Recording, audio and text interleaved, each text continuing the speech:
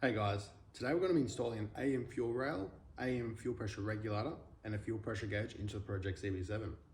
Initially I did just get the regulator and the pressure gauge to try and use the stock rail, but after finding out that the stock rail couldn't actually work with the fuel pressure gauge, I bought this AEM fuel rail for the H series specifically.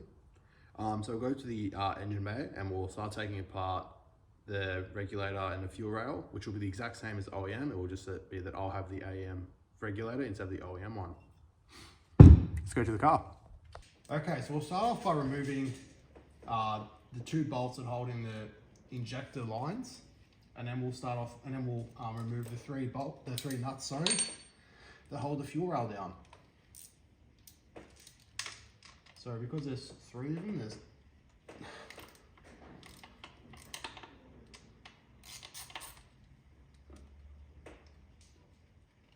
try not to lose these.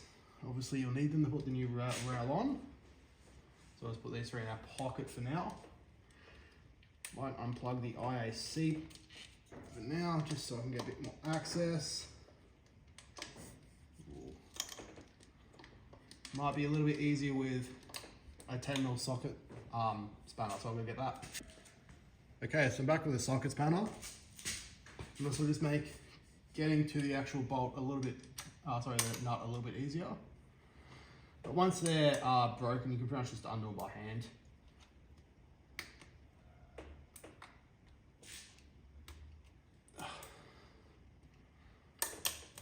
Oh, not much room to work with here.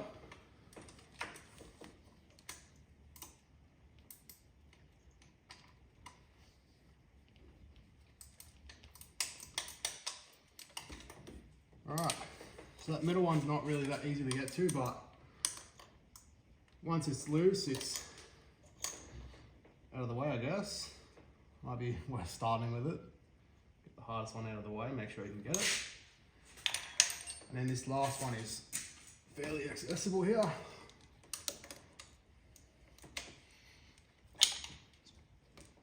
Like that. And after this, we should just be able to pull after this, we'll undo this 17mm bolt for the fuel hose. And then we'll also disconnect the fuel pressure regulator hose and vacuum line. And then we should be able to just lift this off. So now we have a 17mm to break this fuel hose. Oh. Just be careful because there's probably going to be that landed on the bottom of the car, luckily. But there should also be a washer on the bottom of this. Just be careful not to lose that whenever you lift up the fuel rail, and also try and keep this up as much as possible so that we don't spill fuel. So I'm gonna get that bolt. Okay, so we've got that part back. Now we'll also remove this vacuum line from the fuel pressure regulator. And then also remove this clamp. Might be able to do it with my hands. Or just taking off the actual fuel hose off the regulator might be hard, but since I've just put it on, it should be fairly easy to get off. Yep. Tuck that away, try not to let it drip oil, and now we should be able to pull it out with the injectors. Just pull right out. Now the injectors might stay in or they might pop out, but that's pretty much the gist of it. Let's go to the workbench. Okay, so typical me forgot one step. We need to remove the actual plugs for the injectors. Really easy with a pick. What we do is just reach around and unpack them. Probably a bit hard to see, but it is doable. All right, I'll see you at the bench. Okay, so you can see a better look of the actual clip we're trying to undo. This one here. So we just pull this out on either side. And then this should unplug. Probably gonna be really hard with one hand, but it should unplug pretty easily. That clip's going back in. So we just push that one back out. Make sure they're both out. There we go. And now it should just slide off pretty easily to slide on and off once the clip's undone. Okay, so I've laid out both fuel rails side by side with how they'll be laid out on the car. So you can see that the injectors, same spots. Same with the mounting bolts, will also be in the same spot. The fuel pressure regulator will be going from a bit tucked in from the right to the very end. This hole here will be for a fuel pressure regulator. And then our fuel hose is on the far right, but on the AEM, it's either offset from the right or it can be done on the far end. In the car, it makes sense for us to use this one here. So what we're going to do now is undo these fittings, do that with Teflon tape that's rated for fuel, and then put everything back on and swap everything over. Now, just when you're using Teflon tape on something like this, you want to try and leave at least, or a thread that's clean. That way, when it's in the fuel rail, even when I do put this in and torque it down all the way, if you can see in there, you can't, but there will actually be less chance of Teflon tape falling off into your injectors and clogging them up. So just a little safety precaution to be a bit cleaner with your Teflon tape, or better yet, you can use some liquid Teflon. So one tip I've seen people do online is with your Teflon, they'll twist it a couple times, and what they'll do is they'll do the first wrap around,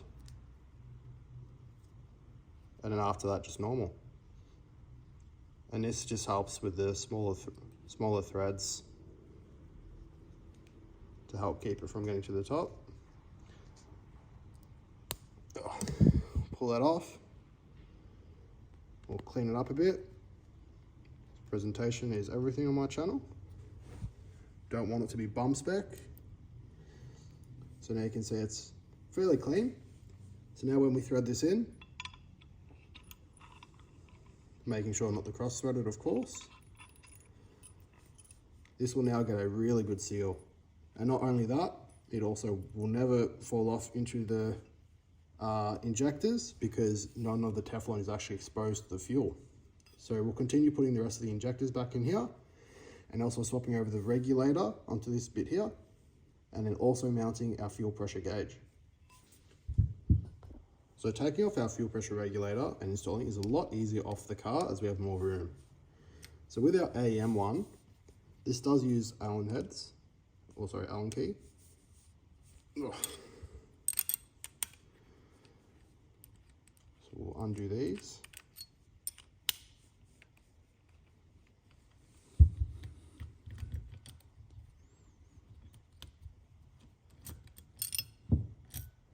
Now with that off, we'll put that to the side.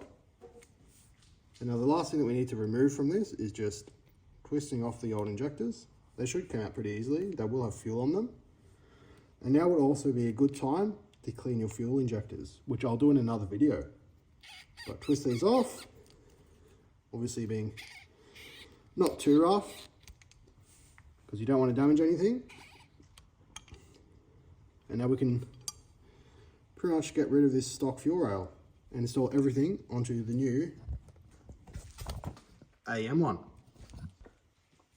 Okay, so now we'll install the fuel pressure regulator, which will be just pretty much the exact opposite of removing it. So in our instance, we've got to put our Allen key bolts back in. Once you start one, put in the other one. That way you don't cross thread it. Now we will actually torque this one down when it's off the car, because once it's on the car, we'll just have a little bit less room. And it just makes sense to do it off the car anyway.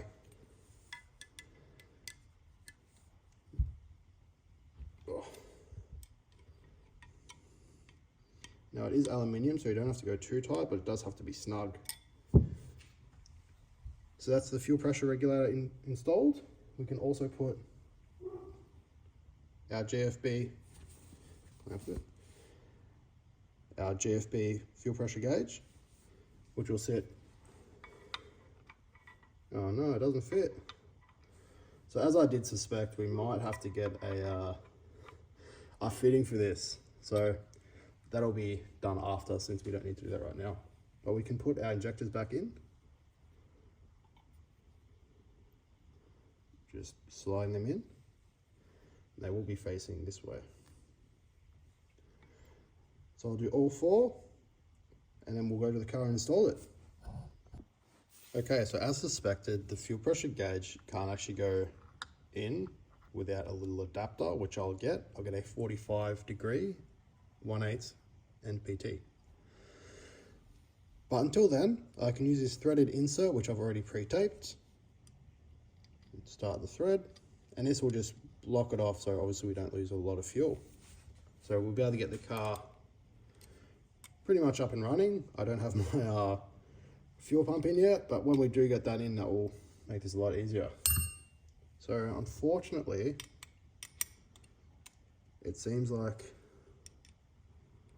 it's a different size to the regulator bolts.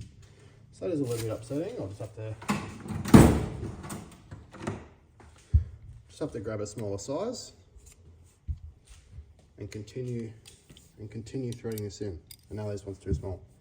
So I'm guessing this uses metric, which is a bit annoying because I don't have that.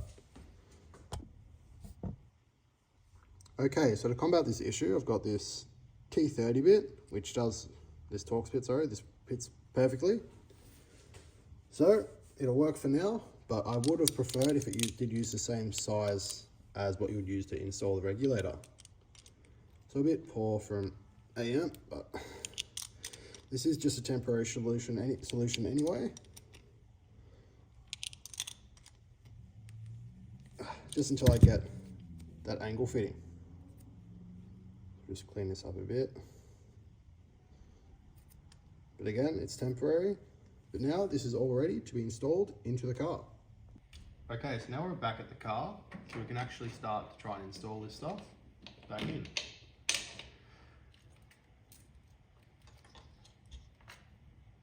So we'll start off by trying to get the fuel rail back in position with getting the injectors in. So we'll line up all 4.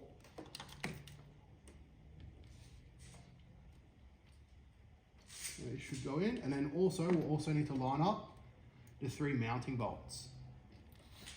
This may be a bit tricky with all these wires in the way.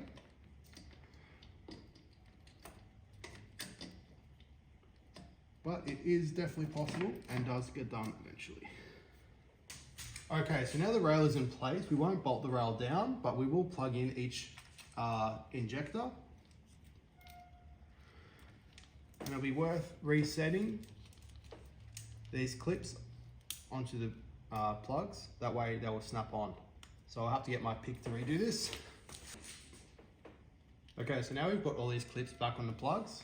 We'll line everything up and we'll start plugging in our injectors.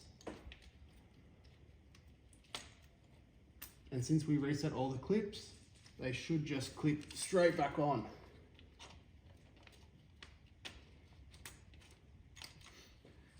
And you will feel and hear a tactile click, sorry.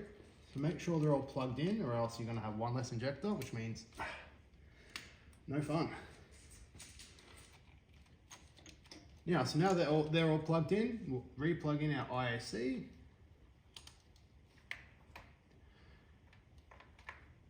We'll have to get a longer hose to connect our regulator back to the manifold, but we can still plug in this.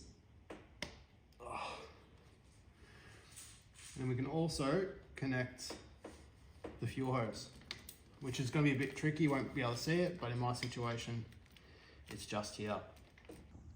Okay, so here's a look at the end product. So we've plugged everything back in. We've made a new vacuum line. We'll probably zip tie these just for peace of mind, but you definitely do not have to do it. I might in the future either run, clock this back anti-clockwise, so this will be a bit more of a direct route, or I'll run the vacuum line from here to here and plug up this bottom one and this original vacuum line. Well, other than that, we're just gonna wait to get our 45-degree angle so we can plug in our fuel pressure regulator, sorry, our fuel pressure gauge. But this is how it looks. And once we get the fuel pump in, we'll be able to test the fuel pressure.